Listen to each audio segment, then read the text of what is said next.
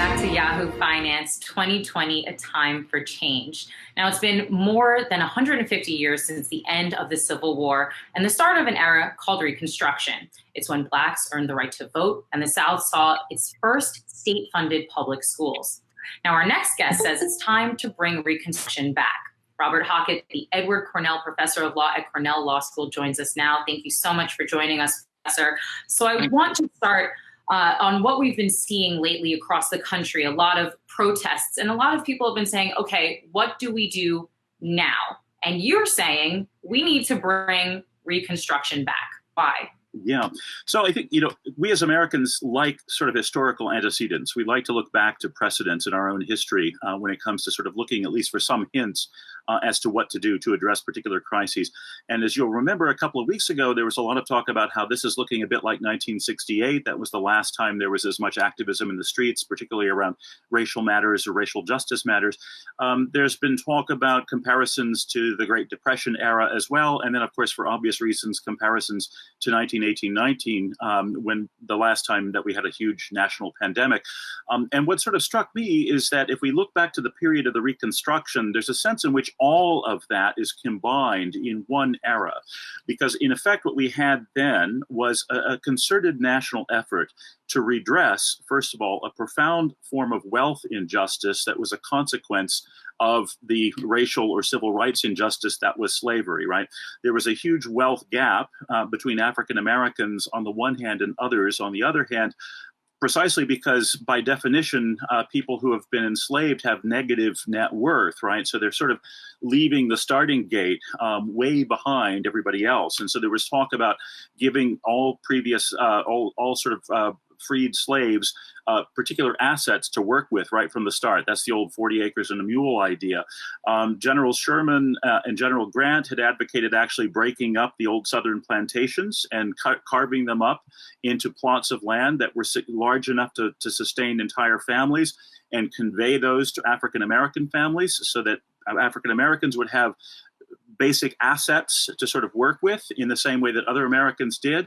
That would have, it seems to me, have solved a great many problems on the wealth side or on the economic side of things.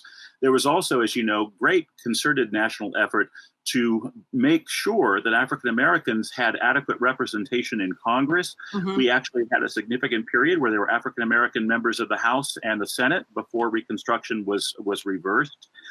So if we look back to the Reconstruction as something that got off to a great start, but then was sort of in effect stillborn or sort of cut off when just after it got underway, it seems to me that might be the best historical antecedent to sort of pick up and work from. And it does seem that the conversation now really is picking up after being stagnant or stillborn for really generations. In terms of what could be done right now, are there other precedents that are out there? So we've seen action, say, from Georgetown University, what's been happening there. Communities, Chicago has done some action as well. Also what we've seen possibly outside of this country, but in regards to the Holocaust. Are there takeaways from other precedents that you think we can apply here to move forward? Yeah, I mean, if you look at some programs that we have now or that we've had in the recent past, and imagine a couple of very simple tweaks to them, it seems to me that you would have some wonderful things to work with. So take the Small Business Administration, for example, or the SBA. The SBA is there essentially to help basically provide low-cost lending money to small businesses that might otherwise have difficulty attracting the capital that they need to kind of get a good start. Imagine if you did the following. If you added to SBA's portfolio a special focus on African-American owned businesses or minority-owned businesses. And furthermore, if you were to say that we're going to provide seed funding that doesn't even have to take the form of loans, these might be outright grants, or they might be they might be loans that can be converted to grants provided that certain conditions be met. Like, for example, the number of people employed is over 25 or over 50 or what have you. Things like that would be very sort of incremental tweaks to things that we already have, but would be sort of focused on a very particular problem that we've never really seriously come to grips with since the 1860s. Well, speaking of 2020, it's an election year. So what's your stance on what President Trump, obviously his stance on race, which he hasn't refused to give a speech on. But then when it comes to Vice President Joe Biden, who said that when it comes to reparations, he would support a study of it. So what do you think voters can expect here from these two candidates? Yeah, so my guess would be, Kristen and I had a lovely conversation yesterday, and one analogy that came up with reparations was to gay marriage, where it was about 20 or 10, 15 years ago. So back around 20 or 15 years ago, people thought that was just impossible. People thought that's just not going to happen. We're never really going to have that.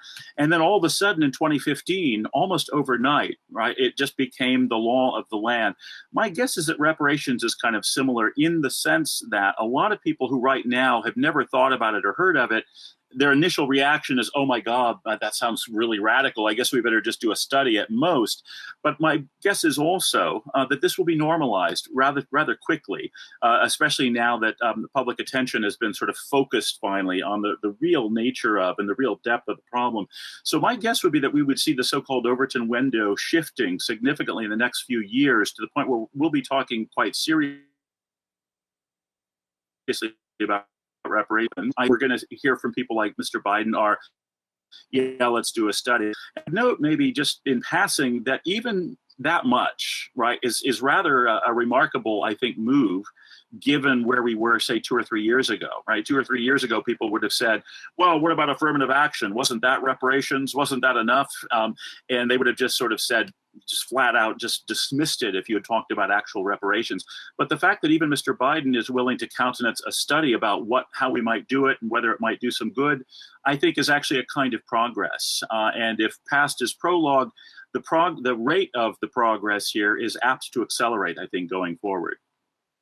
So what does Reconstruction look like in 2020? Because after the Civil War and enfranchisement for African Americans, it meant starting public schools. But what does it mean now in this era? I think it means a few things.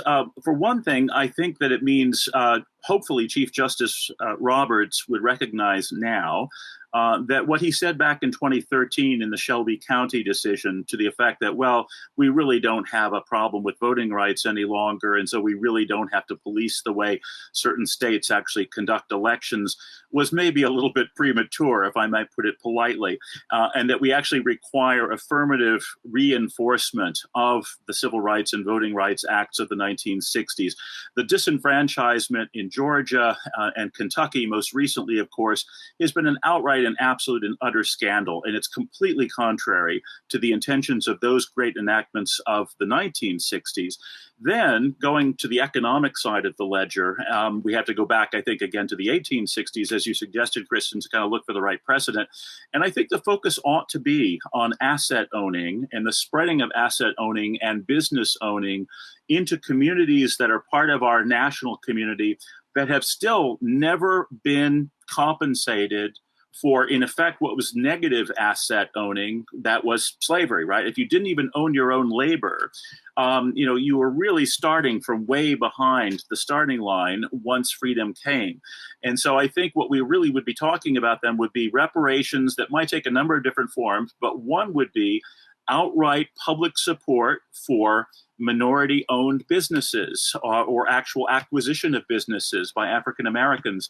And that would be, I think, a terrific start, a terrific way to kind of get started on what we really should have been doing and had begun to do back in the 1860s, but again, just didn't complete because politics ended up, in effect, sort of cutting the Reconstruction short before we'd even been more than 2 or 3 years into it.